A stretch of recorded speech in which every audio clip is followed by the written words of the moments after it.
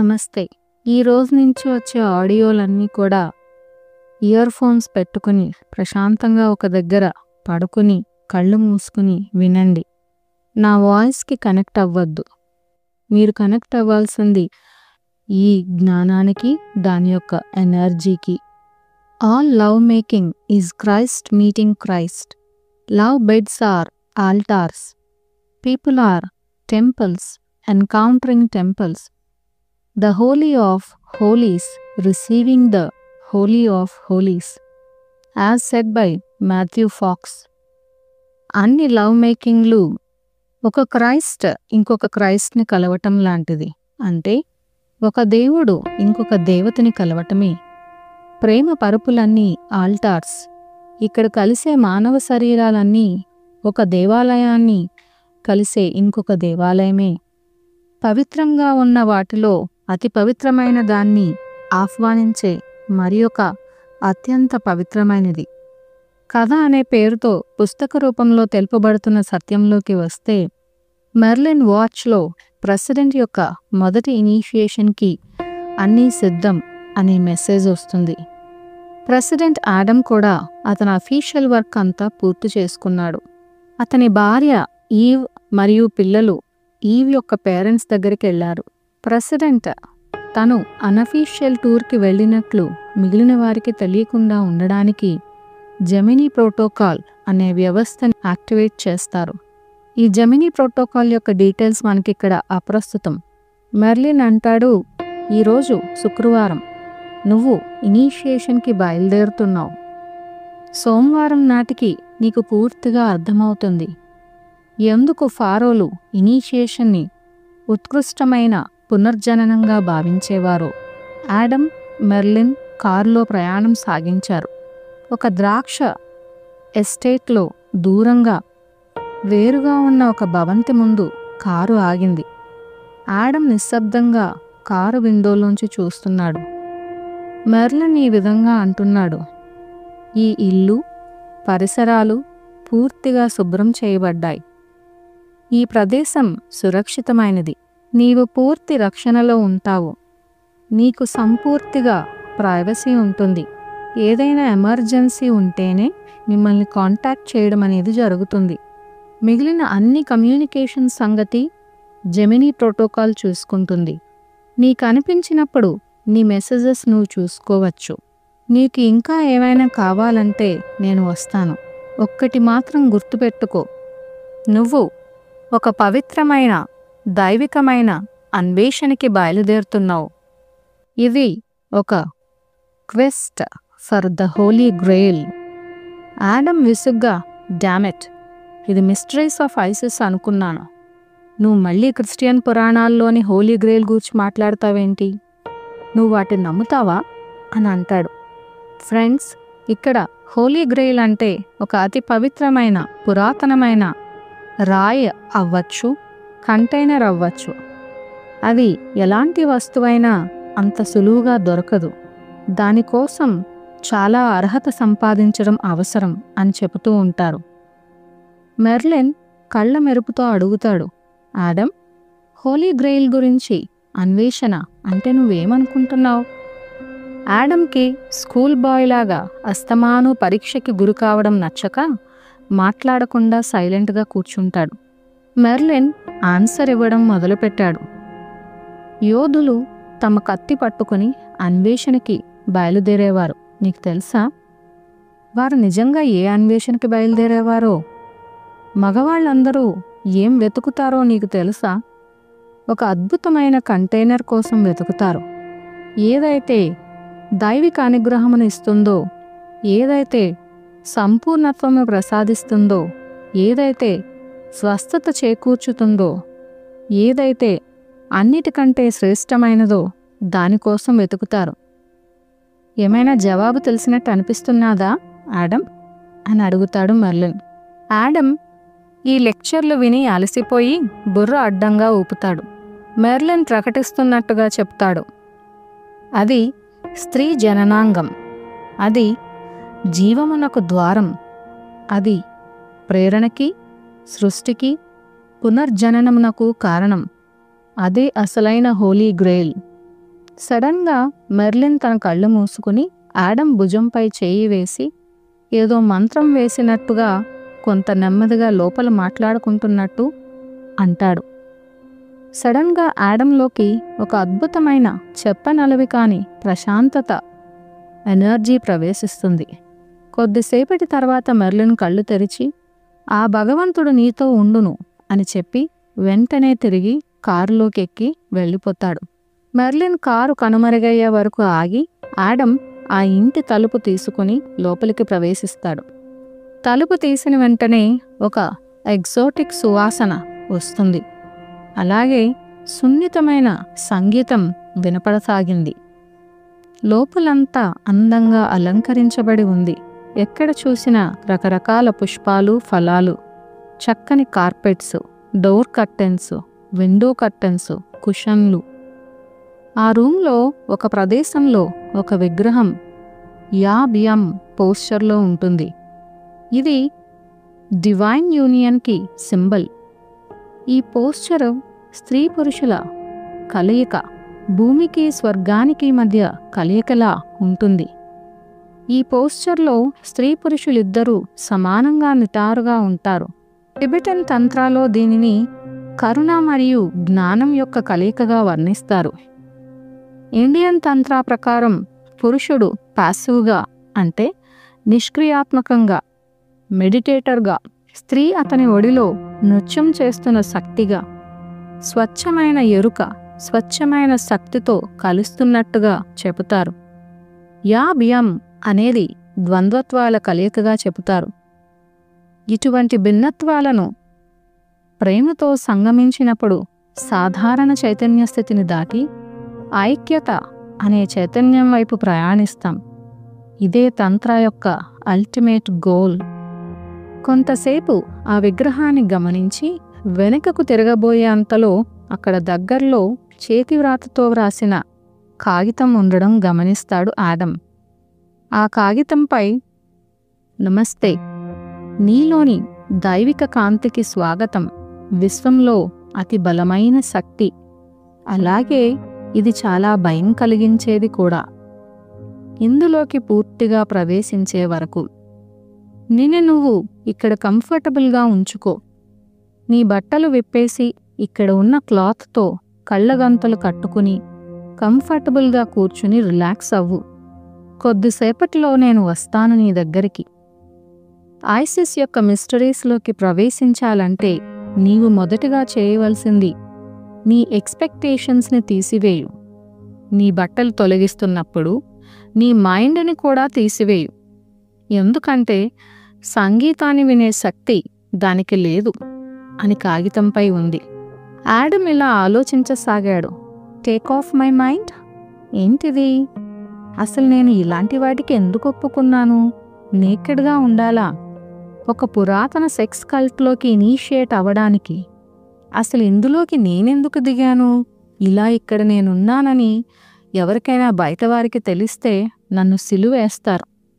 దీనికన్నా ఏదైనా మార్గం ఉంటుందేమో ప్రపంచమును కాపాడడానికి. సడన్గా గత కొన్ని వారాల్లో జరిగిన సంఘటనలన్నీ గుర్తు వస్తాయి యాడమ్కి. మెర్లిన్ మీద విపరీతమైన కోపం వస్తుంది. చేతితో పట్టుకున్న బ్లైండ్ ఫోల్డ్ క్లాత్ని విసిరేద్దాం అనుకుంటాడు.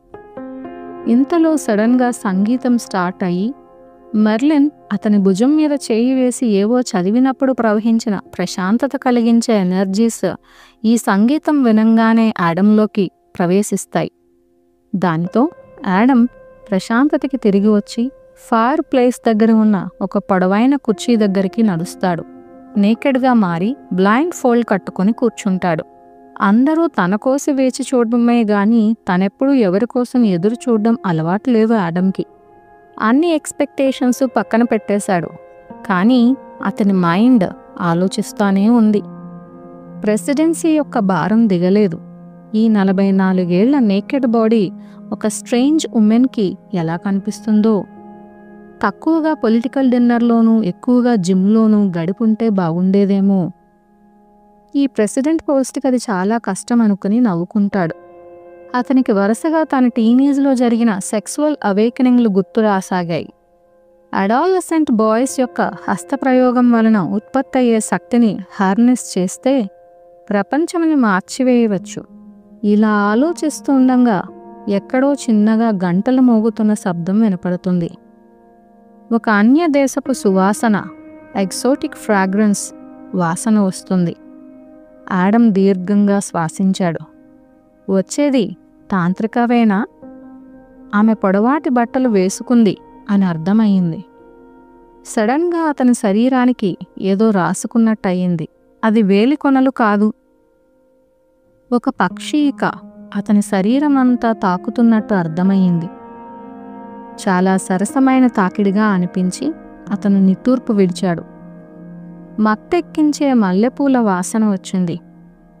ఈ మల్లెపూల వాసన అతని ముక్కు పుటలను దగ్గరగా తాకింది. పక్షి ఈక సడన్గా అతని నుదురు తాకింది. ముక్కు, పెదాలు, మెడ, ఛాతీ భాగం, పొట్ట భాగం అంతా తాకుతూ అతన్ని టీజ్ చేస్తున్నట్టు అనిపించింది. అతని శరీరం మెలికలు తిరిగిపోసాగింది. ఆడమ్ ఇలా అనుకోసాగాడు, ఎవరు ఈ తాంత్రిక? కళ్ళగంతలు తీయలేను. నెమ్మదిగా వెల్కమ్ అని ఆడమ్ చెవిలో గుసగుసగా చెప్పింది తాంత్రిక. నీ శరీరం సంగీతాన్ని వింటున్నాదా అని అడిగింది. అంటూ నెమ్మదిగా సొనిగాడు ఆడమ్. గుడ్, నీ శరీరం పాడడానికి ఛాన్స్ ఇవ్వు. నీ గొంతులోని వైబ్రేషన్స్ నీలోని ఆనందం రేకెత్తించాలి. నీకు తెలుసు కదా, చిన్నపిల్లలు వారికిష్టమైన ఆహారం తింటున్నప్పుడు తన్మయత్వంలో మునిగిపోయి అంటూ ఆనందిస్తారు కదా. అలాగే మన శరీరం మనం చేసే ఆనందపు మూలుగులు మరింతగా ప్రేరేపింపబడతాయి. నీకు ఎంత కావాలంటే అంతగా నువ్వు ఆనందపు మూలుగులు, నిట్టూర్పులు విడవవచ్చు. ఆమె చేతిలోని పక్షి ఈక అతని శరీర చర్మంపై చేసే నాట్యం వలన ఆడమ్ ఆమెతో పాటు మూలుగులు, నిట్టూర్పులు విడుస్తున్నాడు. ఆమె ఇలా చెప్పడం కొనసాగించింది. మన శరీరంలో అతిపెద్ద సెక్సువల్ స్టిమ్యులేషన్ కల అవయవం మన చర్మం. ఈ సంగతి మనం మరచిపోయాం. అతని తొడ లోపలి భాగంలో సున్నితంగా తగిలింది. వెంటనే ఛాతీపై తగిలింది. కళ్ళ గంతలు ఉండడం వలన నెక్స్ట్ ఏం జరుగుతుందో అతనికి తెలియటం లేదు. అందువలన ఆడమ్ అవేర్నెస్ అంతా ఊహించలేని ఆ టచ్ మీదే ఉంది. ఆమె చెప్పడం కొనసాగించింది. మన శరీరపు ఫ్లెష్ గూర్చి అద్భుతమైన విషయం ఏమిటంటే ఇది ఎంతో ప్లెజర్ని ఇవ్వగలదు. పూర్వీకులు మన శరీరాన్ని ఎంతో అప్రిషియేట్ చేసేవారు. వారికి కంప్యూటర్ల గురించి, ఆర్టిఫిషియల్ ఇంటెలిజెన్స్ గురించి తెలిసి ఉండకపోవచ్చు. కానీ పారవస్యపు టంచులను తాకే అద్భుతమైన శాస్త్రీయ జ్ఞానం వారికి తెలుసు. శరీరమును ఒక వాహనంగా చూసేవారు. లైంగిక శక్తిని ఇంధనంగా చూసేవారు. మనం ఊహించలేని ప్రదేశాలకి వారు ప్రయాణం చేసేవారు ఈ శక్తితో. ఇప్పుడు ఆమె గోరులు అతని శరీరపు అంచులు తాకడం మొదలైనది. అతని మైండ్ పూర్తిగా మూసివేయబడినది. సున్నితమైన ఇంద్రియ జ్ఞానం మేల్కొంది. అతని మూలుగులు కంటిన్యూ అవుతూనే ఉన్నాయి. కొద్దిసేపటి తర్వాత కూడా ఆమె చేతుల్లోంచి అతి సున్నితమైన శక్తి స్పర్శ అతనిని తాకుతూనే ఉంది. కానీ ఆమె భౌతికంగా అతని తాకటం లేదు. ఆమె వేడి శ్వాస అతని చెవిని తాకింది. ఆమె ఒక హిప్నోటిక్ లయతో నెమ్మదిగా చెబుతున్నది, నువ్వు చాలా అందమైన పురుషుడివి. నీ శరీరం చాలా అద్భుతంగా ఉంది. ఈ శరీరాన్ని ప్రేమించు. ఈ శరీరాన్ని గౌరవించు. నీకు ఎంతో సేవలందిస్తున్న ఈ శరీరం పట్ల కృతజ్ఞత కలిగి ఉండు. ఈ శరీరం నీకు ఎంత గొప్ప జ్ఞానాన్ని అందిస్తున్నాదో దానిని విను అంటూ అతని కళ్ళగంతలు తొలగించింది. ఫ్రెండ్స్, ఈ బుక్కులో ఈ సత్యంను చదివేటప్పుడు నేను మెడిటేషన్ రూమ్లో పిరమిడ్ కింద ఉండి ఈ విజ్ఞానం తీసుకున్నాను. ఎందుకంటే ట్యాగ్లైన్ పూర్తిగా నాలోకి ఇంకాలి అని. అన్నట్టు మీకు చెప్పానో లేదో ఈ book tagline you will never look at sex in the same way again. Distorted వ్యూలోంచి డివైన్ వ్యూలోకి పర్ఫెక్ట్గా రావాలి అని. అప్పటికే నా దృక్పథంలో 50% మార్పు ఉంది. ఈ పుస్తకం తెలిపిన సత్యంతో నేను 100%లోకి వచ్చాను. సెక్స్ ఈజ్ డివైన్ అని, సెక్స్ ఈజ్ లవ్ అని, sex is a tool that helps us in ascension అని, sex is a way by which we can anchor God goddess energies through these wonderful vessels that is our physical bodies అని. So నా request ఏంటంటే మీరు కూడా మీ pyramid క్రింద కానీ లేదా మీరు ఎప్పుడూ ధ్యానం చేసే ప్లేస్లో కానీ కూర్చుని కళ్ళు మూసుకొని మూల చైతన్యంతో కనెక్ట్ అయ్యి ఈ ఆడియోలు వినండి. Play play play with sex. Mix what you call the sacred with the sacrilegious. For until you see your altars as the ultimate place for love and your bedrooms as the ultimate place for worship, you see nothing at all. You think sex is separate from God? I tell you this, I'm in your bedroom every night.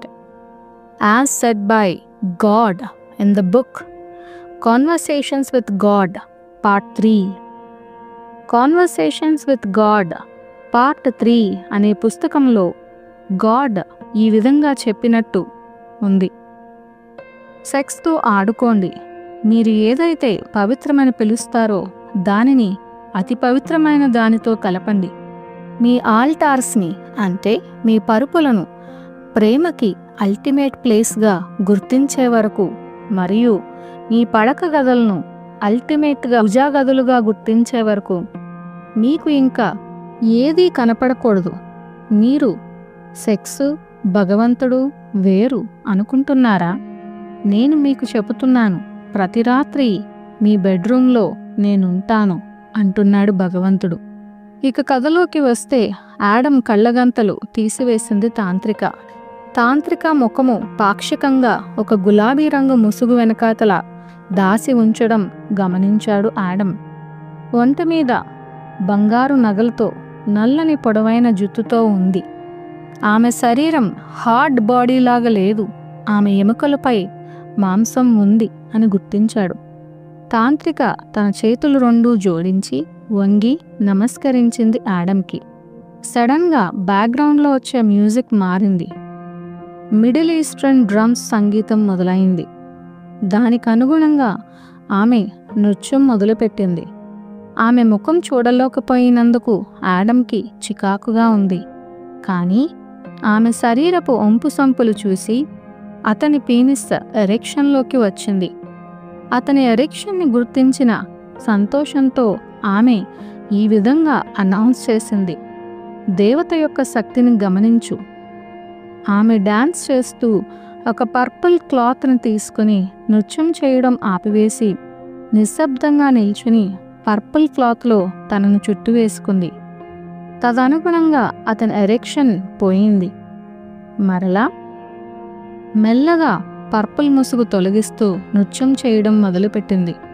వెంటనే Adam penis ఎరెక్షన్లోకి వచ్చింది. తాంత్రిక నృత్యం చేస్తూ ఈ విధంగా ప్రకటించింది, దేవత యొక్క శక్తిని సాక్షీభూతంగా చూడు. స్త్రీ మగవారిలో రేకెత్తించే కోరిక ముందు మగవారు నిస్సహాయులు. మరలా ఆమె నృత్యం ఆపి ముసుగుతో తన శరీరాన్ని కప్పుకుంది. అతని ఎరెక్షన్ పోయింది. ఆమె తన ముసుగులో నుంచి మాట్లాడటం మొదలుపెట్టింది. స్త్రీ మగవాడికి గొప్ప ఆనందమును ఇచ్చే సోర్స్. స్త్రీ ఒక డ్రగ్ లాంటిది. మగవారు స్త్రీకి అడిక్ట్ అయిపోయారు. ఇలాంటి అడిక్షన్స్ కోసం మగవారు ఏమైనా చేయడానికి సిద్ధమైపోతారు. ఆమె కరెక్ట్గానే చెప్పింది అనుకుంటాడు ఆడమ్. స్త్రీ జననాంగం ప్రపంచంలో అతి శక్తివంతమైన వస్తువు. దానికోసం మగవాడు ఏమైనా చేస్తాడు అని అనుకున్నాడు ఆడమ్. మరలా తాంత్రిక నృత్యం మొదలుపెట్టింది.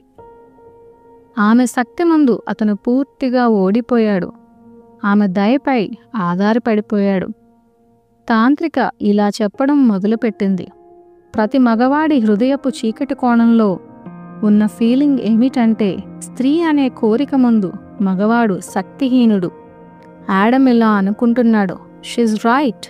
మగవారు తమ ఎరెక్షన్ని కంట్రోల్ చేసుకోలేరు, కానీ ఆడవారు కంట్రోల్ చేసుకోగలరు. తాంత్రిక చెప్పడం కొనసాగించింది, సెక్స్లో ఉన్న ఒకానొక సీక్రెట్, దాని యొక్క శక్తి, అనంతమైన శక్తి. ఇదే అతి ముఖ్యమైనది రాపిడి కన్నా.